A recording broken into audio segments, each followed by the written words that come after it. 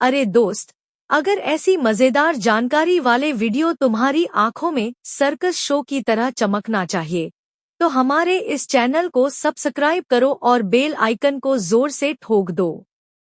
एक महिला का पति मर गया। उसे एड्स की बीमारी है। पिछले 2 साल से वह एड्स की दवाएं ले रही है। वह बहुत सुंदर है और उम्र में है। मेरी पत्नी मर चुकी है। मुझे उससे परिचय हुआ। मैं उससे शादी करना चाहता हूं, लेकिन उसे एड्स होने के कारण मुझे लगता है कि यह मुझे भी हो सकता है, इसलिए शादी से हिचक रहा हूं। फिर भी उसे छोड़ नहीं पा रहा हूं। अब तक उसके साथ मेरे सेक्स संबंध नहीं हैं। फिर भी कोई अनजाना बंधन मुझे दूर नहीं होने दे रहा। अगर मैं उससे शादी करूं तो उसे या मुझे कोई नुकसान होगा। आजकल प्री ट्रीटमेंट आ गया है। एड्स वाले अगर नियमित दवाएं लेते हैं तो उनसे दूसरों को बीमारी नहीं फैलती। जिन्हें एड्स नहीं है वे अगर 2 तरह की एड्स की दवाएं नियमित लेते हैं तो एड्स वालों के साथ सेक्स करने पर भी बीमारी नहीं फैलती। आप उससे जरूर शादी करें। आप भी नियमित दवाएं लें। उसके साथ रहने से गर्भ ठहरने पर भी उसे कोई नुकसान नहीं होगा। लेकिन हर 6 महीने में HIV वायरल लोड और CD4 काउंट की जांच करवाते रहें। जैसे डायबिटीज या BP वालों को बिना इन बीमारियों वाले शादी करके खुशी से जीते हैं, वैसे ही एड्स न होने वाले एड्स वालों से शादी करके खुशी और स्वास्थ्य से जी सकते हैं। आप एक महिला से शादी करना चाहते हैं जिसे एड्स HIV है और वह 2 साल से दवाएं ले रही है। वह सुंदर और उम्र में है। आपकी पत्नी मर चुकी है और उसके साथ आपका कोई अनजाना बंधन बन गया है। लेकिन उसके एड्स होने के कारण आपको डर है कि यह आपको भी हो सकता है, इसलिए शादी से हिचक रहे हैं। आपकी भावनाएं और चिंताएं स्वाभाविक हैं, लेकिन आजकल चिकित्सा विज्ञान बहुत आगे बढ़ गया है। एड्स के बारे में सही जानकारी और सावधानियों से आप उससे शादी करके खुशी से जी सकते हैं।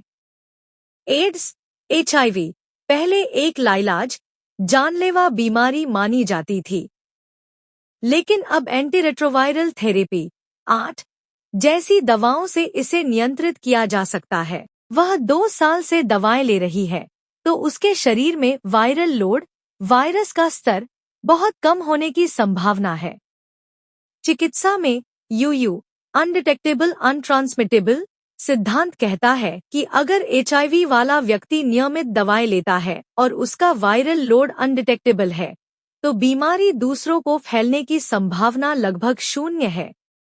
अगर वह नियमित दवाएं ले रही है तो सेक्स से आपको HIV होने का खतरा बहुत कम है। इसके अलावा HIV न होने वालों के लिए प्री एक्सपोजर प्रोफिलैक्सिस PrEP नाम का प्री ट्रीटमेंट है। यह 2 दवाओं का मिश्रण आमतौर पर टेनोफोविर और एमिट्रिसिटाबिन है, जिसे रोज लेने से HIV से 99% तक सुरक्षा मिलती है। अगर आप PrEP नियमित लें तो उसके साथ सेक्स करने पर भी आपको HIV नहीं होगा। ये 2 सावधानियां उसकी 8 दवाएं और आपकी PrEP दवाएं आपके स्वास्थ्य की रक्षा करेंगी। उससे शादी करने से उसे या आपको नुकसान होगा। उसके स्वास्थ्य की बात करें तो वह पहले से दवाएं ले रही है, यानी उसका HIV नियंत्रण में है। अगर वह आपके साथ गर्भवती हो तो सही चिकित्सा देखभाल, 8 दवाएं, डॉक्टर की सलाह से उसे या बच्चे को HIV होने का खतरा बहुत कम है। आजकल HIV वाली माएं भी स्वस्थ बच्चे पैदा कर सकती हैं।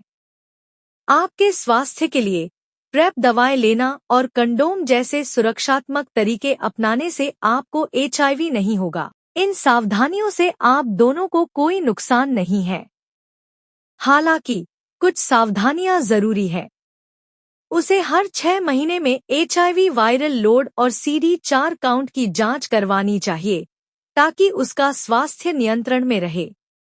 आप भी PrEP लेते हुए साल में एक बार HIV टेस्ट करवाएं।